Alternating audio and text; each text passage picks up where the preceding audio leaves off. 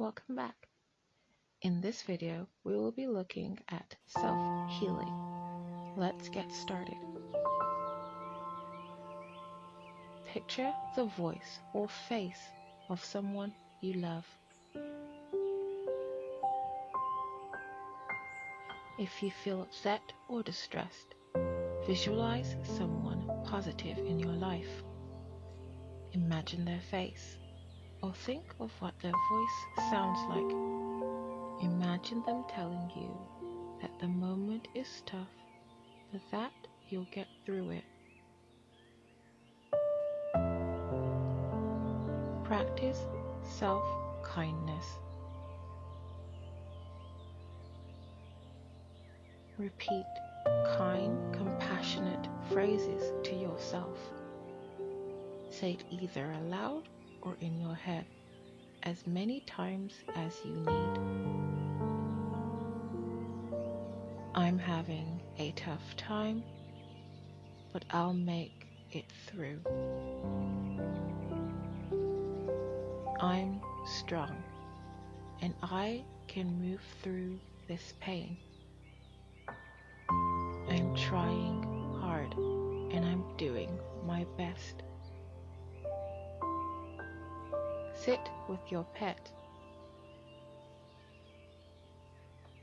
If you're at home and have a pet, spend a few moments just sitting with them. If they're of a furry variety, pet them, focusing on how their fur feels. Focus on their markings or unique characteristics. If you have a smaller pet you can hold, concentrate on how they feel in your hand. If you're not at home, think of your favorite things about your pet or how they would comfort you if they were there. List 3 favorite things in several different categories, such as foods, trees, songs, movies, books, places, and so on. Visualize your favorite place. Think of your favorite place, whether it's home of a loved one or a foreign country. Use all your senses to create a mental image. Think of the colors you see, sounds you hear, and sensations you feel on your skin. Remember the last time you were there. Who were you with, if anyone? What did you do there? How did you feel? Plan an activity. This might be something you do alone or with a friend or loved one. Think of what you'll do with them. Think of what you'll do and when. Maybe you'll go to dinner, take a walk on the beach, see a movie you've been looking forward to, or visit a museum. Focus on the details, such as what you'll wear, when you'll go, and how you'll get there. Touch something comforting. This could be your favorite blanket, a much-loved t-shirt, a smooth stone, a soft carpet, or anything that feels good to touch. Think about how it feels under your fingers or in your hand. If you have a favorite sweater, scarf, or pair of socks, put them on and spend a moment thinking about the sensation of the fabric on your skin. List positive things. Write or mentally list 4 or 5 things in your life that bring you joy, visualizing each of them briefly. Listen to music. Put on your favorite song, but pretend you're listening to it for the first time. Focus on the melody and the lyrics, if there is any. Does the song give you chills or create any other physical sensations? Pay attention to the parts that stand out most to you. Grounding yourself isn't always easy. It may take some time before the techniques work well for you. Don't give up on them. How to get the most out of these techniques? Practice. It can help to practice grounding even when you aren't dissociating or experiencing distress. If you get used to an exercise before you need to use it, it may take less effort when you want to use it to cope in the moment. Start early. Try doing a grounding exercise when you first start to feel bad. Don't wait for your distress to reach a level that's harder to handle. If the technique doesn't work at first, try to stick with it for a bit before moving on to another. Avoid assigning values. For example, if you're grounding yourself by describing your environment, concentrate on the basics of your surroundings rather than how you feel about them.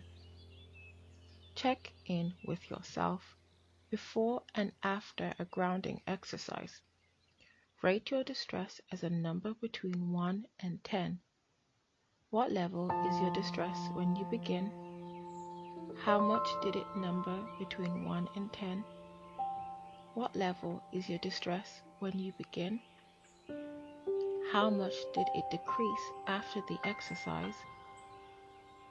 This can help you get a better idea whether a particular technique is working for you. Keep your eyes open. Avoid closing your eyes, since it's often easier to remain connected to the present if you're looking at your current environment.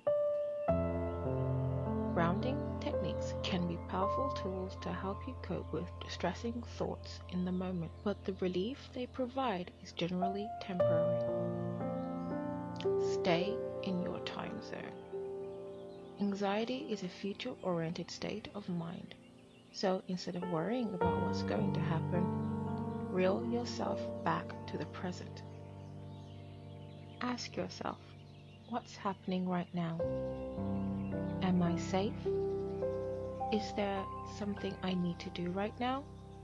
If not, make an appointment to check in with yourself later in the day to revisit your worries so those distant scenarios don't throw you off track. Relabel what's happening. Slideshow, heart pounding, stomach knotting, stress, and you. Panic attacks can often make you feel like you're dying or having a heart attack. Remind yourself, I'm having a panic attack, but it's harmless, it's temporary, and there's nothing I need to do. Plus, keep in mind, it really is the opposite of a sign of impending death. Your body is activating its fight or flight response, the system that's going to keep you alive.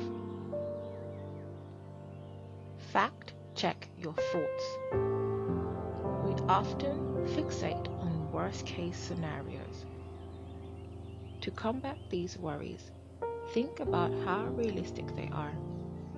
Say you're nervous about a big presentation at work, rather than think, I'm going to fail. For example, say, I'm nervous, but I'm prepared.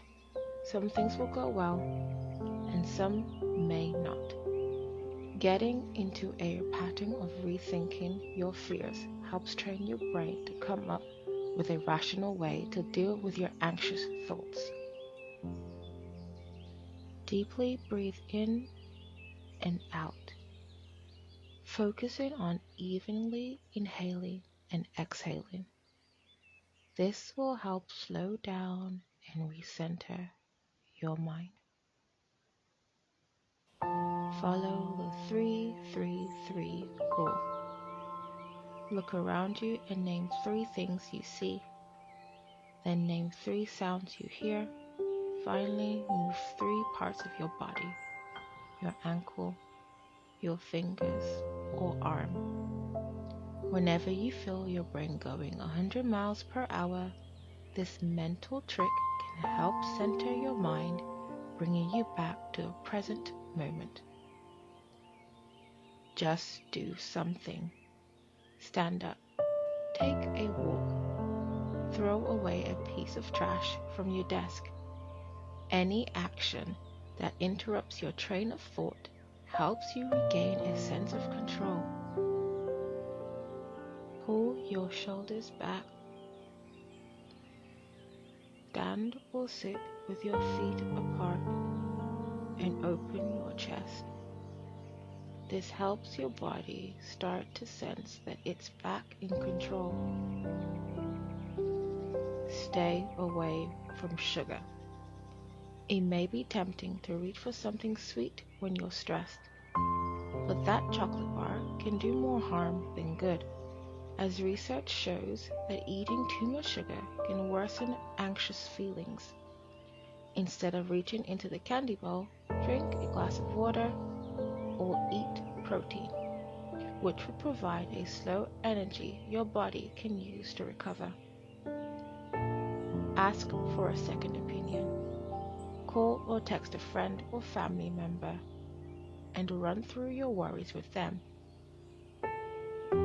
Saying them out loud to someone else can help you see them clearly for what they are.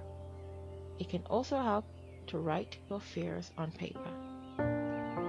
This final tactic may be the easiest one yet. Make a playlist of things you find funny. Laughing is a good prescription for an anxious mind. Research shows that laughter has lots of benefits for our mental health and well-being. One study found that humor could help lower anxiety as much as exercise can. And that's all I have for you today. The subject of the next video will be self-soothe box. Check out the description where you can find all manner of fun things, and I'll see you in the next video.